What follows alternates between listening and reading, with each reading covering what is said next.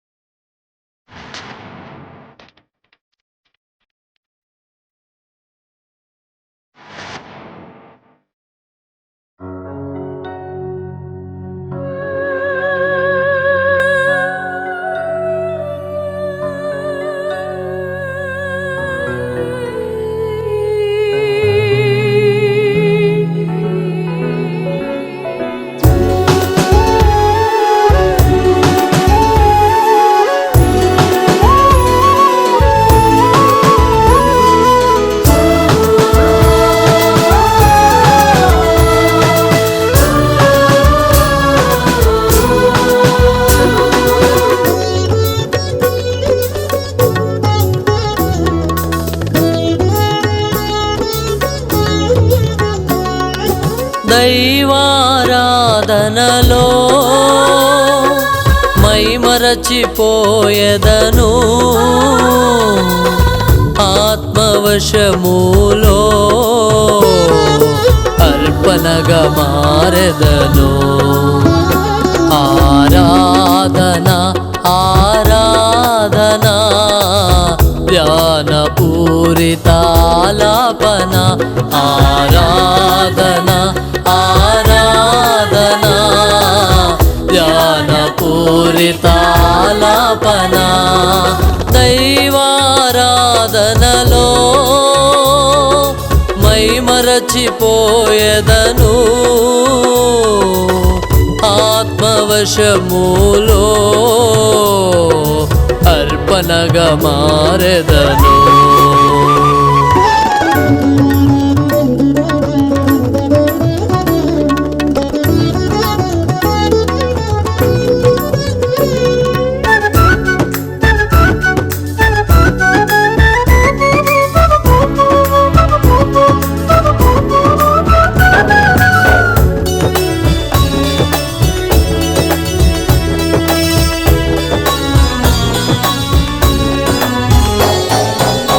మేడగదిలో మధురానుభవములు, మందిరమను నాలో మందసమాయెను.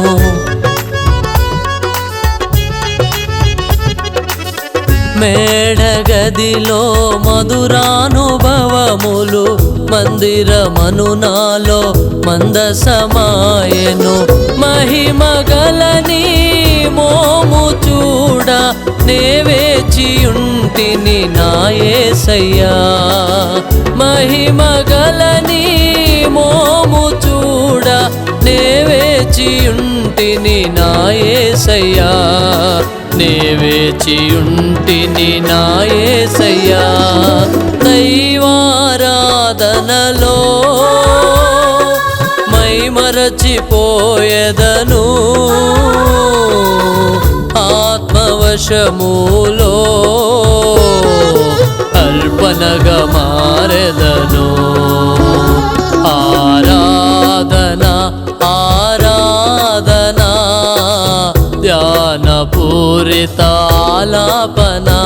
ఆరాధన ఆరాధన ధ్యానపూరితాలాపన.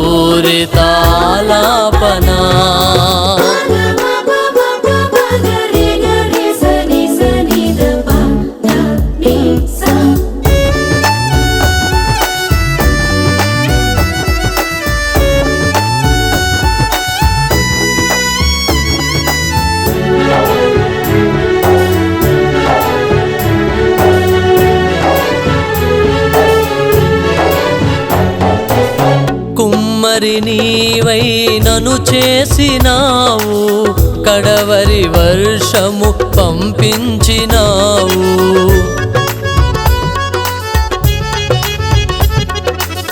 కుమ్మరి నీవై నన్ను చేసినావు, కడవరి వర్షము పంపించినావు. కృపాభిషేకముచే నన్ను నింపినా, కృపామయుడా నా యేసయ్యా. కృపాభిషేకముచే నన్ను నింపినా, కృపామయుడా నా యేసయ్యా. కృపామయుడా నా యేసయ్యా. దైవారాధనలో మైమరచిపోయెదను, ఆత్మవశములో అర్పణగా మారెదను. ఆరాధన ఆరాధన ధ్యానపూరితాలాపన. ఆరాధన ఆరాధన ధ్యానపూరితాలాపన.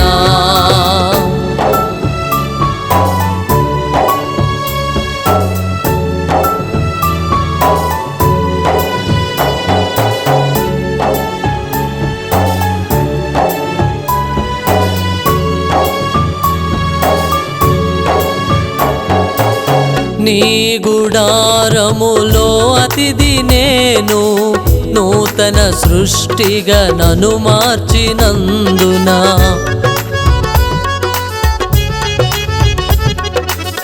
నీ గుడారములో అతిథి నేను, నూతన సృష్టిగా నన్ను మార్చినందున.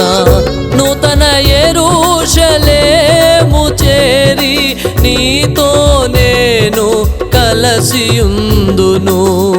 నూతన యెరూషలేము చేరి నీతో నేను కలసియుందును. నీతో నేను కలసియుందును. దైవారాధనలో మైమరచిపోయెదను, ఆత్మవశములో అర్పణగా మారెదను. ఆరాధన ఆరాధన ధ్యానపూరితాలాపన. ఆరాధన ఆరాధన ధ్యానపూరితాలాపన.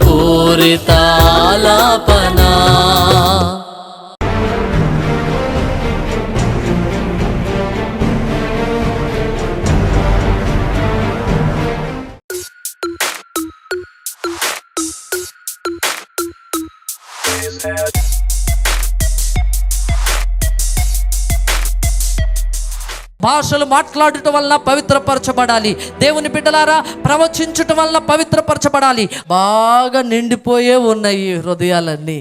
అయితే ఈ నిండిపోయిన హృదయాలు ఖాళీ చేయబడాలి. ఈ నిండిపోయిన హృదయాలు పవిత్రీకరించబడాలి. ఈ నిండిపోయిన హృదయాలు పరిపూర్ణతలోనికి రావాలి. ఇది పరిశుద్ధాత్మ ద్వారా జరిగే కార్యం. ఆమేన్ చెప్పండి. దేవుని బిడ్డలారా, నేను చాలాసార్లు మనం ఏమనుకుంటాం అంటే, మనం ప్రార్థన చేస్తే మనకు పవిత్రత వచ్చేస్తుంది, మనం ప్రార్థన చేయగానే ఇక మనం పవిత్రులం అయిపోయాం అనుకుంటా. 10 రోజులు కనుక ప్రార్థన చేసామంటే ఇక పై చూపే కానీ కింద చూపు ఉండదు. ఇక నేను కనుక ప్రార్థన చేశాను, నేను పవిత్రుణ్ణి, వాళ్ళు అసలు ప్రార్థన చేర్చి అంటాం వాళ్ళని.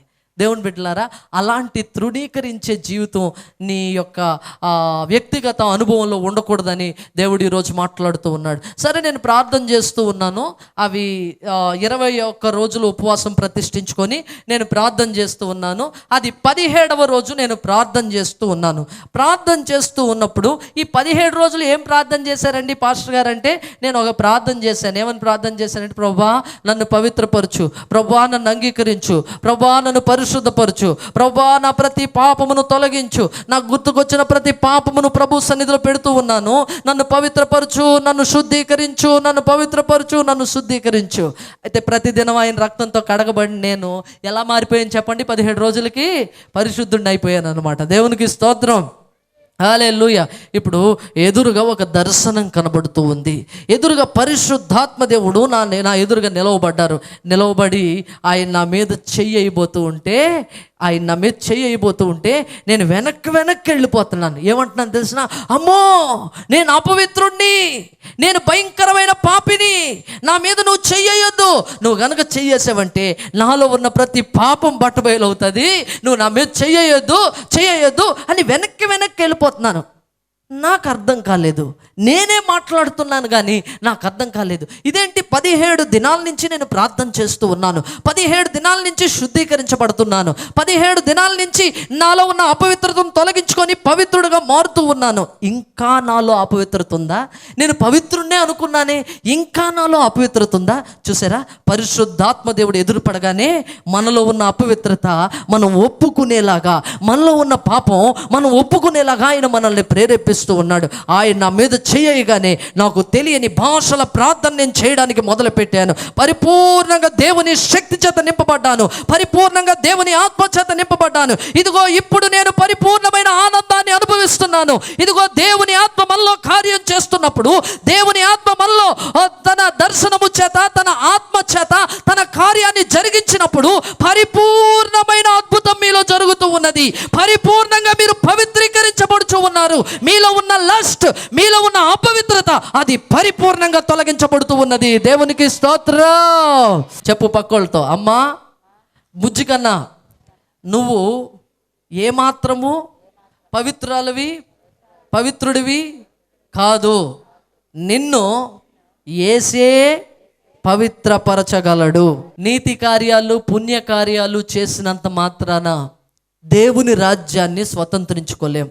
నేను చాలాసార్లు మీకు చెప్తూ ఉంటాను, పులిహార పొట్లాలు పంచిపెట్టి పరలోక రాజ్యానికి వెళ్దామంటే వెళ్ళలేమని. చాలామంది పులిహార పొట్లాలు పంచిపెట్టి పరలోక రాజ్యానికి వెళ్ళిపోదాం అనుకుంటున్నారు. కుదరదు. యేసు ప్రభు రక్తములో ఉన్న విమోచన ద్వారా మాత్రమే, యేసు ప్రభు రక్తాన్ని ఆశ్రయించడం ద్వారా మాత్రమే, యేసు ప్రభు రక్తం చేత కడుక్కోవడం వల్ల మాత్రమే, నువ్వు రక్షణ పొంది బ్యాప్టిస్మం పొందడం వల్ల మాత్రమే, ఆయన మాట అంగీకరించడం వల్ల మాత్రమే దేవుని రాజ్యంలో ప్రవేశిస్తావు. లోకమంతా ఆయన కృపతో నిండుకుంది. మరి నరుని హృదయం ఏమో చెడుతనంతో నిండుకుంది. ఇక ఏమేమి దేంతో నిండుకున్నాయో వరుసగా మనం చదువుకుందాం. చూడండి, కీర్తనల గ్రంథం 71వ కీర్తన 8వ వచనం. నీ కీర్తితోనూ నీ ప్రభావ వర్ణముతోనూ దినమంతయు నా నోరు నిండియున్నది. నీ కీర్తితోనూ నీ ప్రభావ వర్ణనతోనూ దినమంతా నా నోరు నిండుకుంది. దేవునికి స్తోత్రం. క్రైస్తవుల నోరు ఎలా నింపబడాలని బైబుల్ సెలవిస్తూ ఉందంటే, దేవుని కీర్తితోనూ దేవుని ప్రభావ వర్ణనతోనూ మన నోరు నింపబడాలి. కానీ కీర్తనల గ్రంథం 10వ అధ్యాయం 7వ వచనం చూస్తే, వారి నోరు శాపముతోనూ వంచనతోనూ నిండి ఉన్నదని రాయబడింది. ఒకసారి చదవండి, 10వ అధ్యాయం 7వ వచనం. వారి నోరు శాపముతోనూ కపటముతోనూ వంచనతోనూ నిండి ఉన్నది. చూడండి, శాపము, కపటము, వంచన. దేవుని బిడ్డలారా, చాలా మంది క్రైస్తవుల నోర్లు కూడా ఎలా ఉంటాయంటే శపించే నోర్లుగా ఉంటాయి, కపటము మాట్లాడే నోర్లుగా ఉంటాయి, వంచన మాట్లాడే నోర్లుగా ఉంటాయి. కానీ దైవవాక్యం సెలవిస్తూ ఉంది, నువ్వు వంచనతో మాట్లాడడానికి వీల్లేదు, కపటమైన మాటలు మాట్లాడడానికి వీల్లేదు, శాపవచనం నీ నోట్లోంచి రావడానికి వీలు లేనే లేదు. నువ్వు దేవుని ఆత్మ చేత నిండుకొని దేవుడు ఏదైతే మాట్లాడమన్నాడో అది మాత్రమే మాట్లాడాలి. ఆశీర్వదించడానికి నిన్ను పిలిచాడు కానీ శపించడానికి ఆయన నిన్ను పిలవలేదు అనే విషయాన్ని నువ్వు గమనించుకోవాలి. నీ నోట్లో ఏముండాలి? దేవుని కీర్తి ఉండాలి. ఎప్పుడు కూడా దేవుణ్ణి కీర్తించే వ్యక్తిగా ఉండాలి. దావీదు దేవుణ్ణి ఎల్లప్పుడూ కీర్తించే వ్యక్తిగాను, ఎల్లప్పుడూ దేవుని గూర్చి పాటలు పాడే వ్యక్తిగాను ఆయన ఉన్నాడనమాట. పరలోకంలో ఏం జరుగుతుందో తెలిసిన, పరలోకంలో ఎల్లప్పుడూ ఆయనకి స్తుతి, మహిమ, ఘనత, ప్రభావాలు అర్పిస్తూ ఉన్నారు. మనము యెషయా గ్రంథం 6వ అధ్యాయం 3వ వచనం చూస్తే అక్కడ రాయబడింది, వారు సైన్యములకు అధిపతి యెహోవా పరిశుద్ధుడు పరిశుద్ధుడు పరిశుద్ధుడు పరిశుద్ధుడు పరిశుద్ధుడు పరిశుద్ధుడు సర్వలోకము ఆయన మహిమతో నిండుకొని ఉన్నది అని గొప్ప స్వరముతో అని గొప్ప స్వరముతో గాన ప్రతిగానములు చేస్తూ ఉన్నారు. అంటే ఎలా పాడుతున్నారు తెలిసిన, ఆయన పరిశుద్ధుడు పరిశుద్ధుడు పరిశుద్ధుడు అని గాన ప్రతిగానములు చేస్తున్నారు. అంటే ఒక దూత అంటున్నాడు పరిశుద్ధుడు అంటున్నాడు, మిగిలిన దూతలందరూ ఏమంటారు తెలిసిన, పరిశుద్ధుడు అని అంటున్నారు అనమాట. ఇట్లాగా గాన ప్రతిగానాలు చేస్తూ ఉన్నారు. నేను పరిశుద్ధుడు అంటాను, మీరందరూ కూడా పరిశుద్ధుడు అనాలా? అనండి, పరిశుద్ధుడు పరిశుద్ధుడు పరిశుద్ధుడు పరిశుద్ధుడు పరిశుద్ధుడు పరిశుద్ధుడు పరిశుద్ధుడు పరిశుద్ధుడు పరిశుద్ధుడు అని నిత్యము దూతలతో కొనియాడబడుచున్న నా యేసయ్యా, వందనం ప్రభు వందనం. నీ కంఠస్వరము వలన గడప కమ్ముల పునాదులు కదలుచున్నవి దేవా. అలా వాళ్ళు పాడుతూ ఉంటే అలా వాళ్ళు దేవుడిని మహింపరుస్తూ ఉంటే, దేవుని బిడ్డలారా, ఈ దర్శనం అంతా ఒక సేవకుడు చూస్తున్నాడు అనమాట. ఆయన అంగి ఆలయం అంచుల మట్టుకు ఉంది.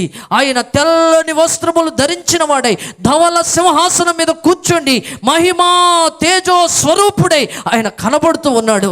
అబ్బా, ఆయన సన్నిధిలో ఆ శరాపులు గాన ప్రతిగానములు చేస్తూ ఉన్నారు. పరిశుద్ధుడు పరిశుద్ధుడు పరిశుద్ధుడు అని క్వయర్ ఎలాగైతే పాడుతుందో వాళ్ళు అలా పాడుతూ ఉన్నారనమాట. అట్లా పాడుతూ ఉంటే అది చూసి మైమర్చిపోయి ఆయన నోట్లోంచి ఒక మాట వస్తుంది. ఏమంటుంది తెలిసిన, ప్రభువా నేను అపవిత్రుడయ్యా, అపవిత్రమైన జనుల మధ్య నివసించేవాడినయ్యా, అపవిత్రమైన పెదాలు గలవాడినయ్యా అని చెప్పి యెషయా ప్రార్థన చేస్తున్నాడు. ఇప్పటి వరకు తెలీదా నువ్వు అపవిత్రుడవని? అవును, ఇప్పటి వరకు నాకు తెలియదు.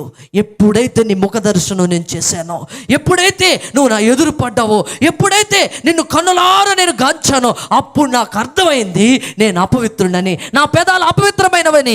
అనేక వంచన మాటలు నేను మాట్లాడాను, అనేక కపటమైన మాటలు నేను మాట్లాడాను, అనేక శాప వచనాల నోట్లోంచి నేను విడుదల చేశానయ్యా. అయ్యా, నా శరీరం అంతా ఈ విధంగా పాడైందంటే దానికి కారణం నా నోరే. ఇదిగో అనేక మంది నా నోటి ద్వారా పాడైపోయారయ్యా, అనేక ఇళ్ళు పాడైపోయాయి, అనేక మంది జీవితాలు పాడైపోయాయి. ఈ భయంకరమైన నోటిని ముట్టండి, నా నోటిని ముట్టండి అని ప్రార్థన చేస్తూ ఉంటే దేవుని సన్నిధిలో నుంచి ఒక నిప్పు రవ్వను తీసుకొని వచ్చి ఆ దేవదూత ఎలా ఉన్నాడో తెలుసా? ఆ దేవదూతకి 6 రెక్కలు ఉన్నాయి. 2 రెక్కలతో ముఖం కప్పుకొని, 2 రెక్కలతో కాళ్ళు కప్పుకొని, 2 రెక్కలతో ఎగురుకుంటూ వచ్చి దేవుని సన్నిధిలో నిప్పు తీసుకొని వచ్చి అతని పేదానికి తగిలించగానే అతని పేదాలు పవిత్రపరచబడ్డాయి. చప్పట్లు కొట్టి దేవుడిని మహింపరుద్దాం. దేవుని సన్నిధిలో తప్పితే నీకెక్కడ పవిత్రత లేదు. దేవుని సన్నిధిలో తప్పితే నీ పాపం ఏ విధంగానూ పోదు. దేవుని సన్నిధిలో మాత్రమే నువ్వు పవిత్రీకరించబడగలవు, నువ్వు పరిశుద్ధపరచబడగలవు. యేసు మాత్రమే మిమ్మల్ని పవిత్రపరచగలడు. దేవునికి స్తోత్రం కలుగును గాక.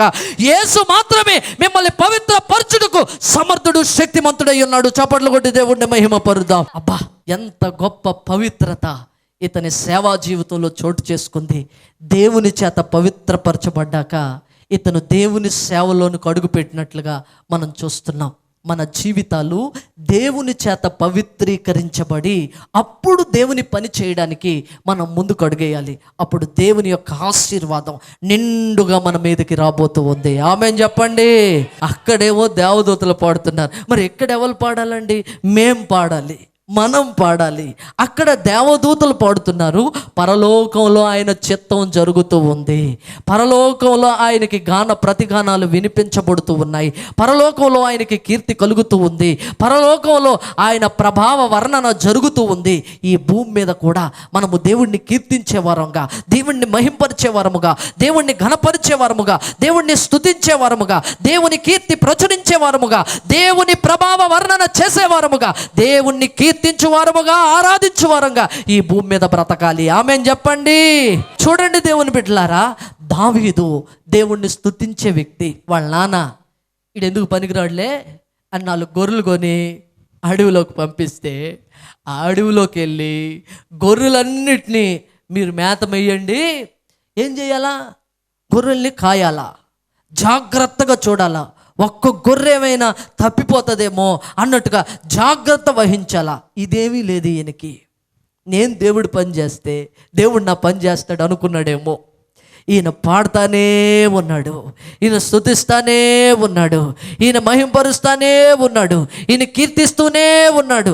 మైమరిచిపోయి ఆరాధనలో అర్పణగా మారిపోయాడు. దేవునికి స్తోత్రం. అలా మైమరిచిపోయి ఆరాధనలో ప్రభుతో మిళితమైపోయిన సమయంలో పరిశుద్ధాత్మ దేవుడు మాట్లాడుతాడు.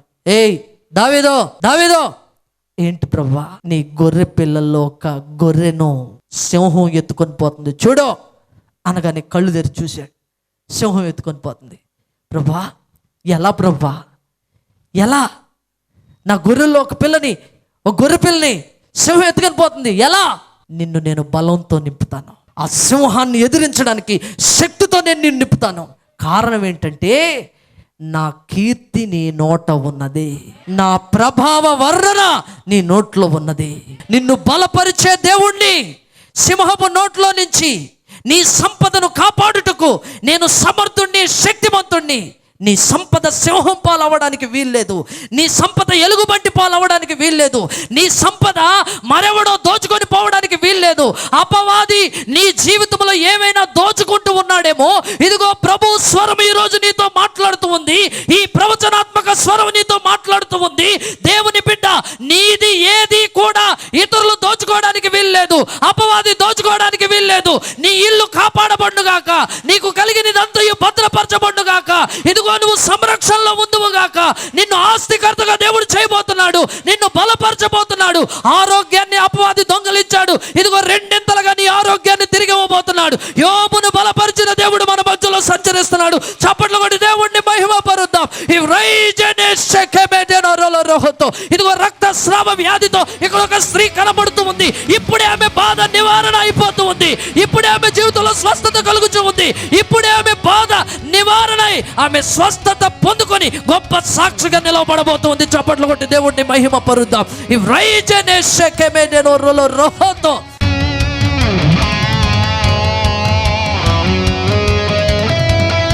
దేవుడు మీ జీవితంలో అద్భుతాలు చేయబోతున్నాడు, ఆశ్చర్య కార్యాలు చేయబోతున్నాడు, స్వస్థపరచబోతున్నాడు. యేసు నామములో స్వస్థత కలుగును గాక. ప్రతి విధమైన వ్యాధి ఇప్పుడే శరీరాన్ని విడిచి బయటికి పొమ్మని ఆజ్ఞాపిస్తున్నాను. షుగర్ నార్మల్ అవును గాక, బ్లడ్ ప్రెషర్ నార్మల్ అవును గాక, థైరాయిడ్ తొలగిపోవును గాక. ప్రతి విధమైన వ్యాధి శరీరాన్ని విడిచి బయటికి రమ్మని ఆజ్ఞాపిస్తున్నాను. కొలెస్ట్రాల్ ఇప్పుడే కరిగిపోవును గాక. యేసు నామములో స్వస్థత కలుగును గాక. మైగ్రేన్ తొలగిపోవును గాక, సైనస్ తొలగిపోవును గాక. ప్రతి నొప్పి, ప్రతి బాధ ఇప్పుడే శరీరాన్ని నుంచి బయటకు పోమని ఆజ్ఞాపిస్తున్నాను. ఎక్కడెక్కడైతే చేయలు వేసుకున్నారో ఆ ప్రాంతంలో మీరు ముట్టి స్వస్థత కలుగు చేయండి స్వామి. ఇప్పుడే స్వస్థత కలుగునుగాకని ప్రవచిస్తున్నాను, యేసు నామములో ప్రవచిస్తున్నాను. ఇదిగో మా శక్తిని బట్టి కాదు, మా ప్రార్థన బట్టి కాదు, మా పరిశుద్ధత బట్టి కాదు, నీ కృపను బట్టి. ఇదిగో సంసోను జీవితంలో కృప వచ్చినప్పుడు అనేక గొప్ప కార్యాన్ని నీ కుమారుడు చూసి ఉన్నాడు. అదే రీతిగా అనేక మందిలో స్వస్థత మేము చూచుదుముగాక, అనేక మందిలో అద్భుతాలు మేము చూచుదుముగాక. ఇప్పుడే స్వస్థత కలుగునుగాక, అద్భుతాలు జరుగునుగాక. తిష్ట వేసుకొని కూర్చున్న అపవిత్రాత్మలారా, శరీరాలని ఇళ్ళని ఖాళీ చేయమని ఇప్పుడే ఆజ్ఞాపిస్తున్నాను. స్వస్థత కలుగునుగాక. అప్పు అనే కాడి యేసు నామములో విరగొట్టబడుగాక. ఉద్యోగాలు లేని బిడ్డలకు ఉద్యోగాలు కలుగునుగాక. జీవము ప్రవచిస్తూ ఉన్నాను, ఇప్పుడే జీవము ప్రవచిస్తూ ఉన్నాను. పరీక్షలు రాస్తున్న బిడ్డలు చక్కగా పరీక్షలు రాయడానికి తన ఆత్మ చేత, తన పరిశుద్ధాత్మ చేత ఇప్పుడే పరిశుద్ధాత్మ దేవుడు శక్తితో నింపుతూ ఉన్నాడు.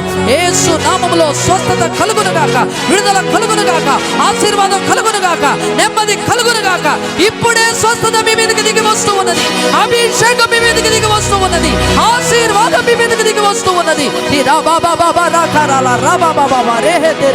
హల్లెలూయా. యేసు నామములో ఈ ప్రార్థన అడిగి వేడుకొంచున్నాను మా ప్రియ పరలోకపు తండ్రి, ఆమేన్.